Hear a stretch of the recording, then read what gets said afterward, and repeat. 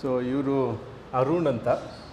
So ಸುಮಾರು ವರ್ಷದಿಂದ exercise ಮಾಡ್ತಾ ಇದ್ದಾರೆ. ಸೊ ರೀಸೆಂಟಾಗಿ ನೀವು ಡೆಡ್ ಲಿಫ್ಟ್ ಮಾಡ್ತಾಯಿದ್ರಿ. ಹೌದು ಸೊ ಡೆಡ್ ಲಿಫ್ಟ್ ಮಾಡಿದ್ಮೇಲೆ ಬ್ಯಾಕ್ ಪೇನ್ ಶುರು ಆಯಿತು ನಿಮಗೆ. ಸೊ ಬ್ಯಾಕ್ ಪೇನ್ ನಿಮಗೆ ಎಷ್ಟು ದಿವಸ ಆಯಿತು ನಿಮಗೆ? ಸರ್ ಡೆಡ್ ಲಿಫ್ಟ್ ಮಾಡಾದ್ಮೇಲೆ 1 ಮಂತ್ ಹಂಗೆ ಇತ್ತು.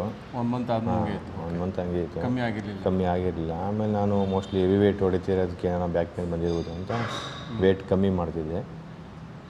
ಅವಾಗ ಚೆಸ್ಟ್ ಹೊಡಿಬೇಕಾದ್ರೆಲ್ಲ ಏನು ಬರ್ತಾರಿಲ್ಲ. ಸ್ಟ್ಯಾಂಡಿಂಗಲ್ಲಿ ನಿಂತ್ಕೊಂಡು ಯಾವಾಗ ಮಾಡ್ತೀನೋ ಆವಾಗ ನನಗೆ ಆವಾಗ ಪೇನ್ ಜಾಸ್ತಿ. ಸೊ ನೀವು 1 ತಿಂಗಳು ಆದಮೇಲೆ ನನ್ನ ಹತ್ರ ಅದನ್ನು ಡಿಸ್ಕಸ್ ಮಾಡಿದ್ರಿ.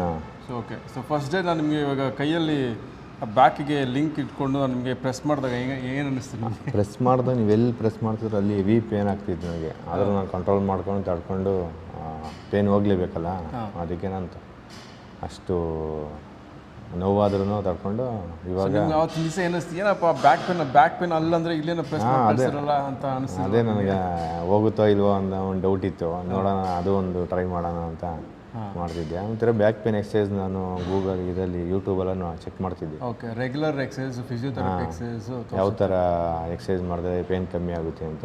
ಆದರೂ ನಂಗೆ ಕಮ್ಮಿ ಆಗಲಿಲ್ಲ. ನೀವು ಆ ಥರ ಮಾಡಾದ್ಮೇಲೆ ನನಗೆ ವಿತಿನ್ 2 ವೀಕ್ಸ್ 3 ವೀಕ್ಸಲ್ಲಿ ನನಗೆ ಫುಲ್ ಕಮ್ಮಿ ಆಗಿ ಇವಾಗ ಪೇನೇ ಇಲ್ಲ. 2-3 ವೀಕ್ಸಲ್ಲಿ ನಾವು ಎಷ್ಟು ಸುಮಾರು ಒಂದು 4-5 ಸತಿ ಮಾಡಿರ್ಬೋದು ಹೆಚ್ಚಂದ್ರೆ. 4-5 ಸತಿ ಮಾಡಿದ್ವಿ. ಓಕೆ. ಸೊ ಅದರಲ್ಲಿ ನಿಮಗೆ ಎವ್ರಿ ಟೈಮ್ ಮಾಡಿದಾಗ ಕೂಡ ನಿಮಗೆ ಅದು ಪ್ರೆಷರ್ ಪಾಯಿಂಟ್ಸು, ಅದು ವಿಚ್ ಲೋ ಬ್ಯಾಕಿಗೆ ಕನೆಕ್ಟ್ ಆಗಿರೋ ಪಾಯಿಂಟ್ಸಲ್ಲಿ. ಸೊ ಇದು ಮಾಡಿದಾಗ ಏನಾಗುತ್ತೆ, ಇಮಿಡಿಯೇಟಾಗಿ ನಿಮಗೆ ಮಸಲ್ ರಿಲೀಸು ಲೋ ಬ್ಯಾಕಲ್ಲಿ ಆಗುತ್ತೆ. ಸೊ ಅದನ್ನು ನೀವು 4 ಟೈಮ್ಸ್ ಮಾಡಿರ್ಬೋದು ಹೆಚ್ಚಂದ್ರೆ ಹೆಚ್ಚು.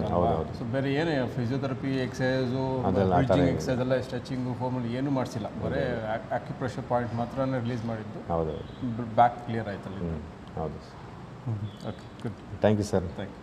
ನನಗೆ ಇವಾಗ ವರ್ಕೌಟ್ ಮಾಡ್ಕೊಂಡ್ಬಿಟ್ಟಿಗೆ ತುಂಬ ಈಸಿ ಆಗಿದೆ ವರ್ಕೌಟ್ ಮಾಡೋಕ್ಕೆ. Okay, thank you. Okay, thank you.